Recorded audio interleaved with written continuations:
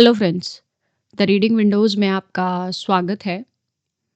हमारी ज़िंदगी में सबसे बड़ा सच यह है कि हम सब कुछ कंट्रोल नहीं कर सकते, चाहे वो लोग हों, हालात हों या हमारा पास्ट या फ्यूचर हो।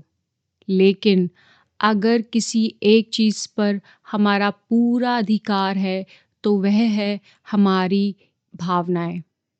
मास्टर योर इमोशंस किताब इसी सच्चाई से शुरू होती है। लेखक कहते हैं कि ज़्यादातर लोग अपनी ज़िंदगी इसलिए नहीं हारते क्योंकि वे कमज़ोर हैं, बल्कि इसलिए हारते हैं क्योंकि वे अपनी भावनाओं के गुलाम बन जाते हैं। गुस्सा आया तो गुस्से में बोल दिया, डर आया तो पीछे हट गए, सैडनेस आई तो खुद को बेकार समझ लिया और खुशी आई तो बिना सोचे फैसले कर लिए। हम मान लेते हैं कि जो महसूस हो रहा है वही सच है, जबकि सच में भावनाएं असली नहीं होती, वे सिर्फ सिग्नल्स होते हैं। जैसे कार में वार्निंग लाइट्स जलती हैं, वैसे ही इमोशंस बताता है कि अंदर कुछ चल रहा है। लेकिन स्टीयरिंग व्हील इमोशंस के साथ हाथ दे देना सबसे बड़ी गलती है। यानी अपने इमोशंस को, अपने व्हील को किसी और के हाथ में देना, इमोशंस के हाथ में देना सबसे बड़ी गलती है। किताब समझाती है कि अगर आप अपनी ज़िंदगी, अपनी भावनाओं को समझना सीख गए, तो आप अपनी ज़िंदगी को समझना सीख जाएंगे। लेखक सबसे पहले यह साफ करते हैं कि इमोशंस अपने आप पैदा नहीं होते। हर इमोशन के पीछे एक थॉट होता है और हर थॉट के पीछे एक बिलीफ होता है। एग्जाम्पल के लिए, अगर आपको रिजेक्शन से डर लगता है, तो डर इसलिए नहीं है क्योंकि रिजेक्शन हुआ है, बल्कि इसलिए हुआ है क्योंकि आपके अंदर एक बिलीफ बैठा है कि अगर मुझे रिजेक्ट किया गया तो मैं वर्थलेस हूँ। यही बिलीफ इमोशन पैदा करता है और किताब बार बार यह सिखाती है कि दुनिया में कोई भी चीज़ आपको सीधे दुखी या खुश नहीं कर सकती। आप खुद अपने में थॉट्स के ज़रिए अपनी भावनाएं बनाते हैं, और यही वजह है कि एक ही सिचुएशन में दो लोग अलग अलग फील करते हैं। एक नौकरी से निकाले जाने पर टूट जाता है, तो दूसरा उसे नई शुरुआत मान लेता है। सिचुएशन सेम है, इंटरप्रिटेशन अलग है, और इंटरप्रिटेशन ही इमोशंस को बनाती है। इसके बाद किताब हमें इमोशनल अवेयरनेस सिखाती है। लेखक कहते हैं कि ज़्यादातर लोग अपने इमोशंस को दबाते हैं, जैसे रोना मत, गुस्सा मत करो, कमज़ोर मत बनो। लेकिन दबाई गई भावना ख़त्म नहीं होती, वो अंदर जमा होती रहती है और एक दिन एंजाइटी, डिप्रेशन या रेज बनकर निकलती है। इसका पहला स्टेप है इमोशंस को ऑब्ज़र्व करना, ताकि हम इन चीज़ों से बच सकें।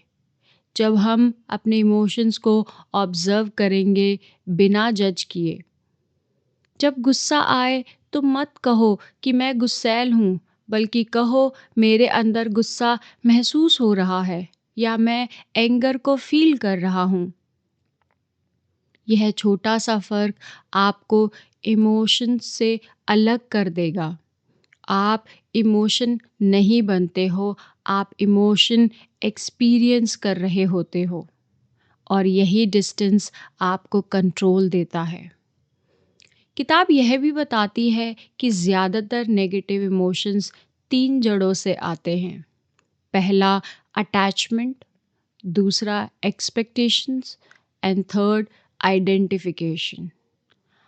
हम चीज़ों से चिपक जाते हैं और लोगों से उम्मीद बना लेते हैं, और अपने पास्ट या लेबल से खुद को जोड़ लेते हैं, मैं ऐसा ही हूँ, या मेरे साथ हमेशा बुरा होता है, लोग ऐसे ही होते हैं। मानो ये सेंटेंस इमोशंस को मजबूत करते हों। लेखक कहते हैं कि जब आप एक्सपेक्टेशंस छोड़ देते हैं तो फ्रस्ट्रेशन कम हो जाती है। जब अटैचमेंट ढीली करते हैं तो फियर कम होता है, और जब आइडेंटिटी को फ्लेक्सिबल बनाते हैं तो पेन कम होता है। मतलब इमोशंस को ख़त्म नहीं करना है, बल्कि उसके रूट को समझना है। एक बहुत पावरफुल हिस्सा किताब का यह है कि इमोशंस टेम्परेरी होते हैं। कोई भी भावना परमानेंट नहीं होती, लेकिन हम उसे परमानेंट बना देते हैं क्योंकि हम उसे बार बार सोचते हैं। लेखक इसे इमोशनल लूप कहते हैं, यानी पहले थॉट होता है, फिर उससे इमोशंस क्रिएट होते हैं, और उस इमोशन से अगेन थॉट आता है और इमोशंस क्रिएट होते हैं। अगर आप इस लूप को तोड़ना चाहते हैं तो आपको बीच में अटेंशन शिफ्ट करना होगा। किताब प्रैक्टिकल तरीके से बताती है कि जैसे body movement, deep breathing, environment change और जर्नलिंग। क्योंकि जब बॉडी बदलती है, इमोशंस बदलते हैं। इसलिए राइटर कहते हैं कि you don't think your way into a new life, you act your way into it. किताब में आगे सेल्फ एस्टीम और कॉन्फिडेंस पर भी गहरी बात की गई है। ऑथर बताते हैं कि कॉन्फिडेंस बाहर से नहीं आता, ना पैसे से आता है और ना ही सक्सेस से आता है। कॉन्फिडेंस आता है अपने आप पर भरोसा करने से, कि मैं भी इमोशंस को संभाल सकता हूँ। जब आपको यह यकीन हो जाता है कि दुख आएगा तो भी मैं टूटूंगा नहीं, डर आएगा तो भी मैं भागूंगा नहीं, तब एंजाइटी अपने आप कम हो जाती है।